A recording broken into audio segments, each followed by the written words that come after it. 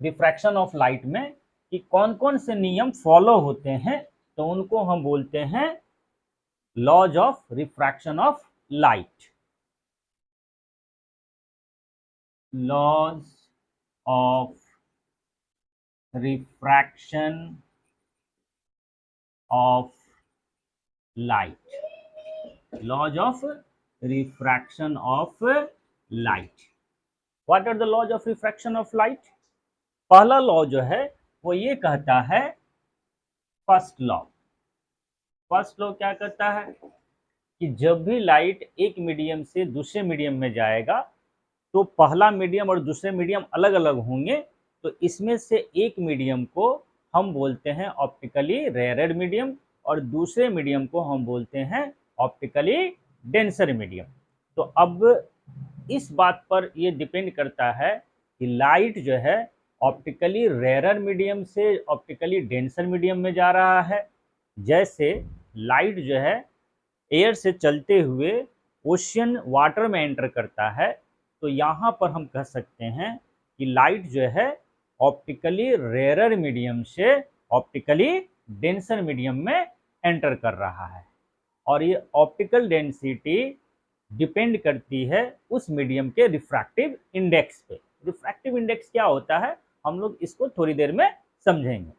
तो first law ये कहता है, क्या कहता है कि when light enters from an optically rarer medium to optically denser medium, optically rarer medium to optically denser medium, then इसका डायरेक्शन चेंज होना है तो क्या होगा, देन इट बेंड्स, किधर बेंड कर जाती है या उसका रास्ता किधर से कैसे चेंज होता है, ऐसे चेंज करता है। यानी कि लाइट अपने प्रोपगेशन के डायरेक्शन से ऐसे बेंड होती है, देन इट बेंड्स, क्या होगा, bends towards the normal drawn at point of incidence, drawn at interface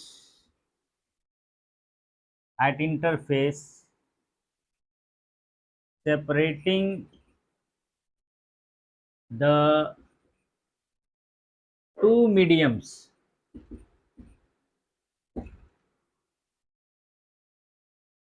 जब भी लाइट जो है एंटर करेगी कहां से, from an optically rarer medium to optically denser medium, then it bends towards the normal, normal की तरफ झुकेगी। ये नॉर्मल कहाँ होगा जी, this normal is drawn at the point of incidence, drawn at point of incidence at, कहाँ पर, at interface separating the two mediums. इन दोनों मीडियम को चेंज करने वाला जो इंटरफेस होगा, एक काल्पनिक सरफेस होगा, उस सरफेस के पॉइंट ऑफ इंसिडेंस पे जो नॉर्मल ड्रॉ करेंगे, उस नॉर्मल की तरफ ये क्या हो जाती है, लाइट झुक जाती है। It is observe.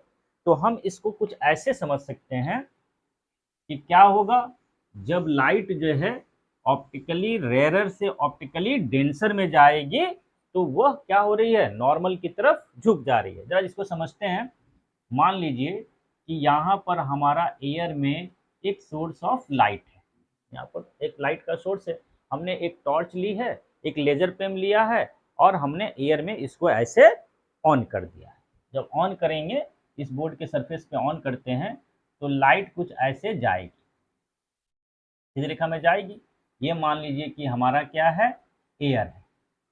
अब लाइट जब एंटर करती है तो यहाँ तक आने के बाद मान लीजिए एटमॉस्फेयर से आते हुए लाइट, अब यहाँ पर क्या है कि यहीं पर अब आपका वाटर शुरू हो जाता है। क्या शुरू हो जाता है? वाटर शुरू हो जाता है। नीचे हमारे पास यहाँ पर क्या है? वाटर है। ठीक, तो लाइट क्या होगा? लाइट आएगी और इस लेयर को, जो डॉटेड लाइन से हमने दिखा रखा है, इस लेयर का नाम हम देते हैं एक्स प्राइम। ये एक्स प्राइम जो होगा, यह इंटरफेस होगा, यह इंटरफेस है विच क्या करता है? Which separates air from water. Interface, ये जो इंटरफेस है हमारा, ये एयर को वाटर से क्या कर रहा है? अलग कर रहा है। अब ये जो लाइट आई है, इधर से कहीं से आ रही है, मान लो इधर से कहीं से लाइट आ रही है, इसके रास्ते में एक ऐसे पॉइंट है, लाइट एयर से होते हुए इस पॉइंट पर आई है जहां पर अब एयर नहीं है। अब क्या शुरू हो रहा है? वाटर शुरू हो रहा है। तो इस पॉइंट को हम बोलेंगे, इस पॉइंट को अगर हम बोलते हैं तो इसको बोलेंगे point of incidence. This is the point of incidence. अब यहाँ पर एक नॉर्मल ड्रॉ कीजिए। नॉर्मल कैसे ड्रॉ होगा? ये इंटरफेस है, इस पर एक हम नॉर्मल ड्रॉ करते हैं। तो अगर हम इस तरह से इस नॉर्मल को दिखाते हैं, ये एन पॉइंट मान लीजिए, ये एन पॉइंट है और ये क्या है? एक नॉर्मल है, ये एक नॉर्मल है यहाँ। ठीक, ये नॉर्मल हो गया।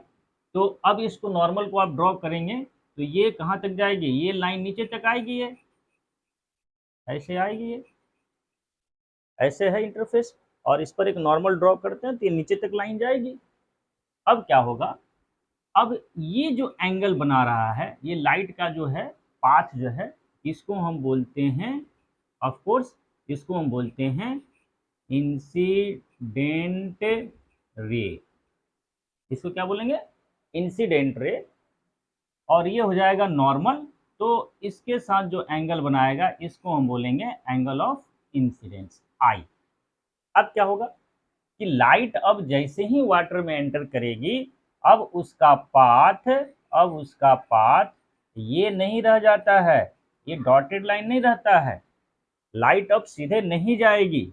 अब लाइट क्या होगी? क्योंकि यह एयर से वाटर में एंटर करती है और एयर वाटर से रिलेटिवली ऑप्टिकली रेयरर मीडियम है, तो इस केस में ये लाइट इधर से न जाकर ये जो नॉर्मल ड्रॉ किए हुए हैं, इस नॉर्मल की तरफ झुक जाती है, बेंड कर जाती है, और बेंड करने के बाद इसका रास्ता, लाइट का ये रास्ता अब नहीं रहेगा, बल्कि वो नॉर्मल की तरफ झुककर कुछ इस ढंग से लाइट क्या होगी? वाटर के अंदर प्रोपेगेट करने लगेगी। अब ये कहलाएगी आपको रिफ्रैक्टेड रे। This one is called refracted रे। इसको रिफ्रैक्टेड रे बोलेंगे। अब ये रिफ्रैक्टेड रे इस नॉर्मल के साथ जो एंगल बनाएगी, ये एंगल कहलाएगा एंगल ऑफ रिफ्रैक्शन। साथ ही साथ क्या होगा कि लाइट का डायरेक्शन तो चेंज हो गया, लगे हाथ इसकी स्पीड भी क्या हो जाती है? चेंज कर जाती है। तो एयर या वैक्यूम में हम लाइट की स्पीड को c से डिनोट करते हैं। What is c? c is the speed of light in air और वैक्यूम। और इस वाटर में जब आती है तो इसकी वेलोसिटी हो जाती है v w। तो यहां पर हम क्या देखते हैं? यहां पर आप क्या देखेंगे कि फर्स्ट लॉ के अनुसार जब लाइट जो है रिफ्रैक्ट कर रही है तो उसका पाथ जो क्या हो रहा है? बेंड कर रहा है। और दूसरा ऑब्जर्वेशन है कि उसकी स्पीड भी क्या हो जाएगी? चेंज कर जाएगी। तो यहां पर हम देखते हैं, यहां पर this is called angle of incidence, R is called angle of refraction c is speed of light in vacuum और एयर, ये करीब करीब 3 × 10⁸ मीटर पर सेकेंड होता है। स्टैंडर्ड वैल्यू जो इसका है ये इतना होगा।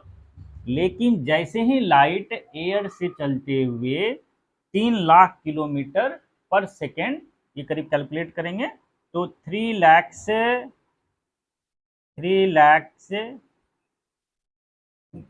किलोमीटर पर सेकेंड आता है। ठीक है, चलती हुई लाइट जब वाटर में एंटर करेगी तो अब उसकी स्पीड 3 लाख किलोमीटर पर सेकेंड नहीं रह जाता है, बल्कि उसकी स्पीड क्या हो जाती है, चेंज हो जाती है। और चेंज होकर क्या होती है, VW। VW क्या है, speed of light in water.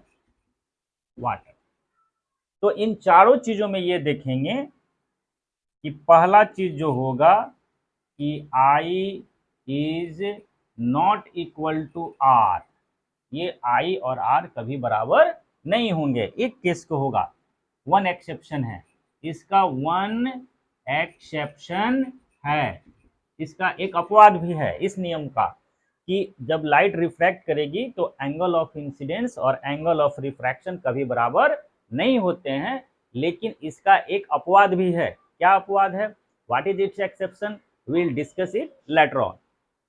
The second one is observed, दूसरी चीज क्या दिखाई देती है कि speed of light in air और vacuum and speed of light in water can not be equal, कभी इक्वल नहीं होते हैं। ये भी इक्वल नहीं होंगे और ये भी नहीं इक्वल होंगे। यहां पर C is always greater than VW होता है। तो ये चीजें हमें रिफ्रैक्शन ऑफ लाइट में ऑब्जर्व होती है। तो ये पहला जो लॉ है जो लाइट के रिफ्रैक्शन के दौरान देखने को मिलती है कि लाइट जब ऑप्टिकली रेयर मीडियम से ऑप्टिकली डेंसर मीडियम में एंटर करेगी तो उसका डायरेक्शन चेंज होगा, और चेंज होने के साथ क्या होता है, वो नॉर्मल की तरफ झुक जाती है। लगे हाथ लाइट की स्पीड भी क्या हो जाती है, चेंज हो जाती है। और यहाँ पर एक चीज़ ये ध्यान रखना है कि रिफ्लेक्शन की तरह angle of incidence angle of reflection के बराबर होता था हमेशा, लेकिन यहाँ पर एंगल ऑफ इंसिडेंस और एंगल ऑफ रिफ्रैक्शन कभी भी बराबर नहीं होंगे। इसका केवल एक ही एक्सेप्शन है, उस एक्सेप्शन के बारे में बात हम बाद में करेंगे।